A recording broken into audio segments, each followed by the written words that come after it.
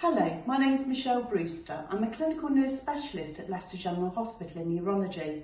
Today I'm going to show you how we can safely reconstitute mitomycin C 80 mg in 40 ml for the purpose of the HIVEC HEAT clinical trial. I'll begin by showing you the 3 parts that you can order via the supplies department, NHS supplies department. They're available by Beborn.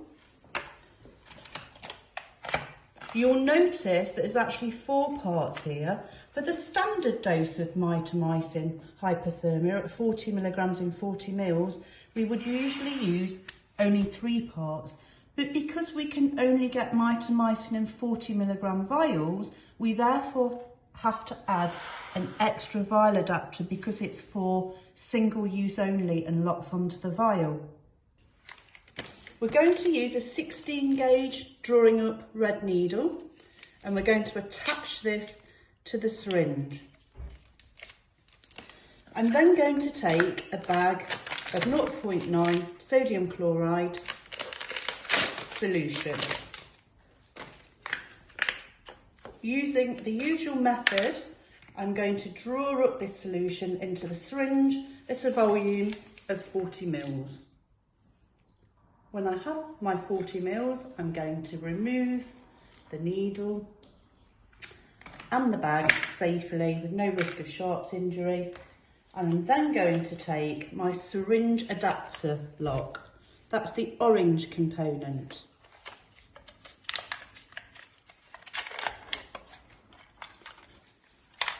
This adapter has a sealed end in order that the dry membrane isn't compromised.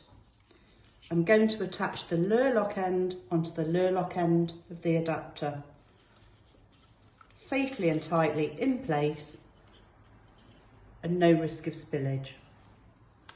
We're going to need a vial adapter that will lock onto the mitomycin and will not compromise any leakage or spillage risks.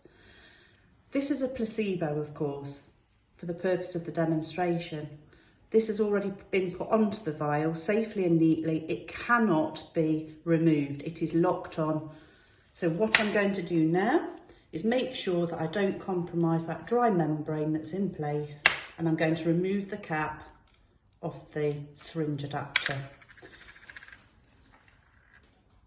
Holding it nice and snugly in place, I can then click this firmly onto the adapter, and that allows me to have a component that I can use to reconstitute my mitomycin safely back into the syringe. So at this stage we have 40 mg and 40 ml, but of course we need 80 mg.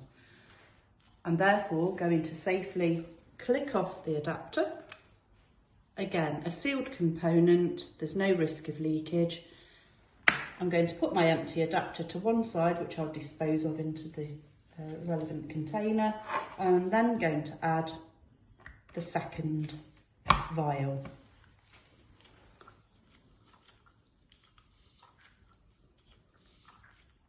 There we go.